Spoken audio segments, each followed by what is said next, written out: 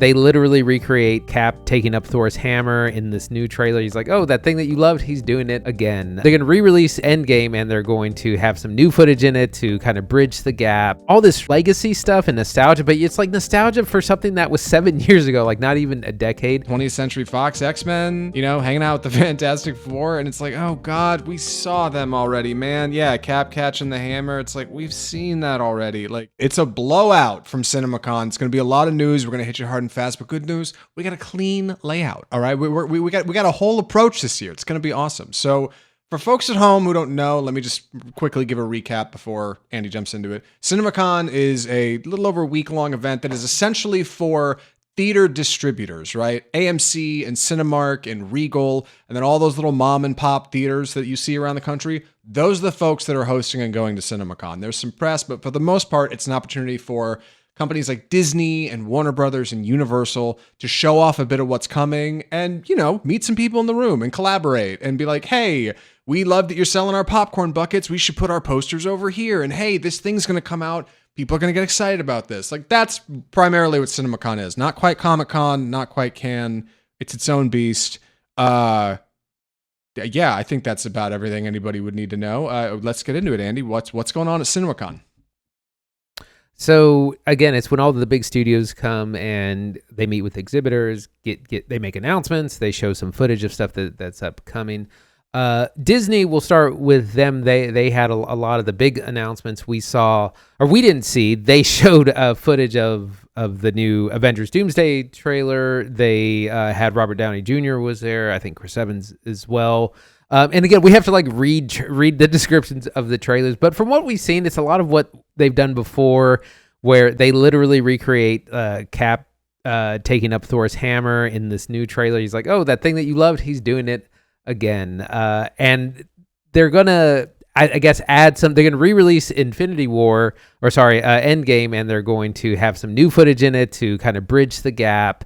It's Doomsday. It's going to be huge, but it's also all this legacy stuff and nostalgia, but it's like nostalgia for something that was 7 years ago, like not even a decade ago. Still huge, still going to be massive. We also saw footage of the Mandalorian and Grogu, which everyone says just kind of looks like another episode of the show, and also footage from Toy Story 5, which everyone is buzzing about, says it's really good, and that's going to be a huge movie as well.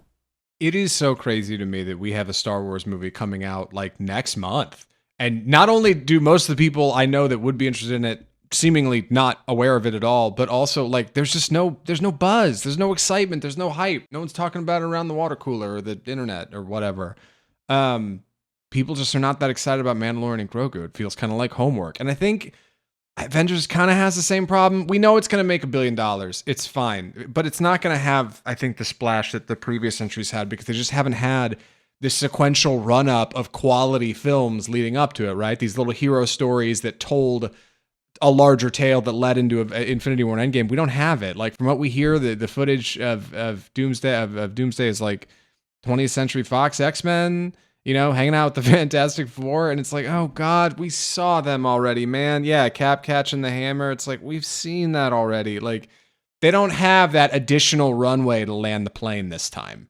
So it's going to be a bumpy ride, and I'm glad they got some footage out. That was good. We were talking a bit of smack early in the convention. We were like, it seems like Disney's going to not turn out, but they did. Also, they announced this Infinity Vision thing, which I just want to briefly touch on for a second. Infinity Vision is a new quote-unquote theatrical quality format that Disney is bringing to theaters in America, where they're just taking any screen that's longer than 150 feet and has Dolby Atmos 7 or whatever, surround sound quality. It's just a new way to categorize certain theaters like Cinemark XD or, I don't know, D-Box or 4D or ScreenX or IMAX.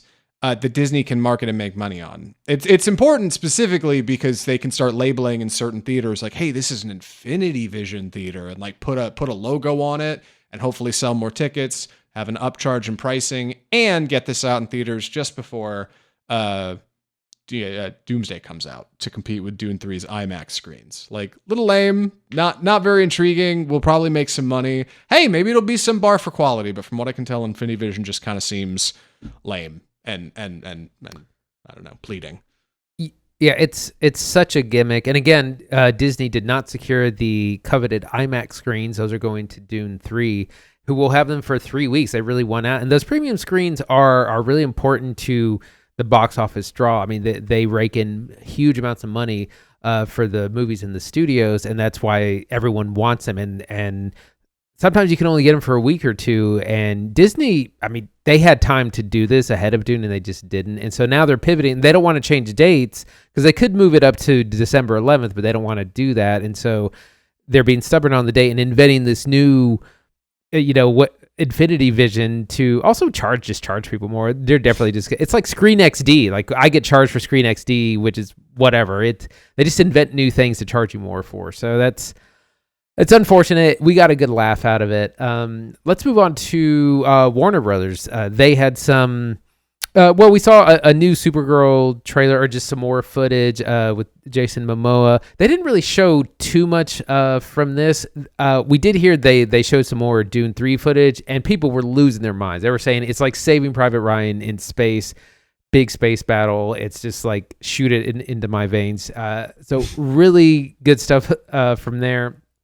There was also the announcement of a new kind of indie label called Clockwork, which Sean Baker is going to actually got the first film for. It's kind of a little bit more prestigious independent films, but on the cheap, a little bit like what A24 does. And this is like the $10 to $30 million film, but that you get your auteur to do. So it's going to be interesting to what comes out of that. Yeah, perfect follow-up for Sean Baker's next film, Ti Amo. Anora was his last film, just got a bunch of attention at the Academy Awards in 2024. So yeah, perfect for somebody like him. Like a smaller director, works in very small budgets, has a very clear vision, and auteur, as we like to say in the industry. So win for Sean Baker. Hopefully Clockwork rocks. Whoever ends up getting Warner Brothers, I hope they keep it up and running. You know what I mean? Because if Paramount scoops them, it'd be real easy to shut that down. But we'll see. Warner Brothers continues to impress. And yeah, the Dune 3 footage is awesome, man. 7 minutes of footage. I say it's awesome in the way that, like, it's cool that they showed it. I have not seen it. Neither have you, if you're listening to this. But it's cool that they know that they've got gas. You know what I mean? We know we have something cool. Here's a few minutes of it. Same, like, in fact, we just went and saw, Chris and I went and saw Project Hail Mary again. It came back to IMAX 70mm this weekend. So we went and caught another show with a friend. And in front of that IMAX 70mm show, whenever they run one of these around the country, they run 2 trailers, Dune 3 and Odyssey. And Dune 3 is a quick look, right? It's a trailer proper. Odyssey, though, gets the Dune treatment. It's like a 5-minute scene because they know, Christopher Nolan and Universal know, we have something you want. Like, we are going to dangle this in front of you and it's going to be awesome and we know you're going to like it. So Dune and Odyssey getting equivalent treatment, getting big looks, like, it's an exciting time to go to the movies. We are so back, as the kids say. Yeah, super excited about the Warner Brothers slate. I mean, Dune 3 is going to be huge. Like I said, we've already started to get promotion. Supergirl is going to be it's going to be a little on the small side. That's just kind of how it is. I heard they also showed some footage from Clayface, the DC film that's much smaller. It's like going to be a $40 million film, kind of a horror film. Maybe they showed a little bit of that. It's a lesser known actor who's playing Clayface himself. So that'll be interesting. That comes out in the August, September, the fall kind of area. Yeah, they also gave a look at Digger from Tom Cruise and Alejandro G. Inarritu. Big comedy, right, about an oil baron played by an unrecognizable Tom Cruise, according to folks at the convention, just who ends up tapping into the end of the world and then is made responsible for fixing it. So he has to figure out a way to undo some great catastrophe. I don't know. Haven't seen it. Responses seem okay. I don't know. People are like, yeah, Tom Cruise. We'll see. Like, we'll see if it plays, right? I don't know how Digger's going to perform. A quick look at Lord of the Rings Hunt for Gollum, mainly in their casting. Andy Serkis's new Lord of the Rings movie is coming along, like it or not, live action. And everybody seems to be returning, save for Aragorn, who's originally played by Viggo Mortensen, is now going to be replaced by Jamie Dornan. Probably fine. I don't really like the idea of bringing back the olds, but I know Warner Brothers is big on this. Like, they did this big, like, and Elijah Wood is Frodo Baggins in there. And you're like, God, we got Elijah Wood back again for another Lord of the Rings thing? I've said goodbye to him 7 times. Like, I'm good. Frodo Baggins does not need to appear, but I don't know what the script is. I don't really know what Hunt for Gollum's about.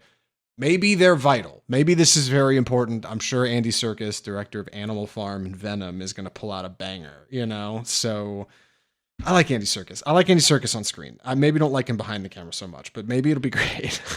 I don't know. Universal had some big announcements too, or some big footage. They showed a little bit more footage from the Odyssey.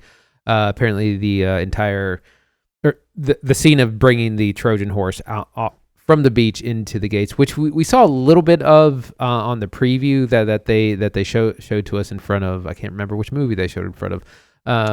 We saw a little bit of it. Yeah. That's what it was. They showed a little bit more of that. That was really well received. A little bit more footage from Disclosure Day, which is the Steven Spielberg alien sci-fi something. I think people are still a little nervous about that movie because Spielberg and aliens is usually a surefire thing, but it's just movie going is in a different kind of era now, and so we don't really know how well this film will or won't do. Apparently, we haven't seen anything from the third act in any of the trailers, and Spielberg's really trying to keep it under wraps. So that'll be exciting when we find out a little bit more about that. That's supposed to be one of the big summer movies as well. Yeah, that big third act tease is real exciting to us film heads, right? Like, oh boy, there's a whole chunk of Steven Spielberg movie we can highly anticipate. I hope so. I hope that's all accurate. We'll see. We got a quick look at Robert Eggers' Werewolf from Focus Features. I was going to say Werewolf, but I'm sure that's not how it's said. I have no idea how you would say that. Anyway, 13th century England. Aaron Taylor Johnson is back. Lily Rose Depp is back. Willem Dafoe, Ralph Ineson. Half the cast of Nosferatu is just going to walk over and do a werewolf. That's the plan, all right? They're all going to come over. It's going to be great. Seems like it's going to be a good time. We got a trailer for Fokker-in-Law, which we're going to talk about in Trailer Park just after our Alpha review, so we'll get back to that in a minute. Yeah, those are the hot announcements from Universal. What's next? Sony. Again, we got to see a little bit more Spider-Man Brand New Day footage. Apparently, they chose not to show a lot of action and have it be more personal, and it was like a softer, quieter scene with our characters, our leads, of course, Zendaya, Jacob Batalon, Tom Holland.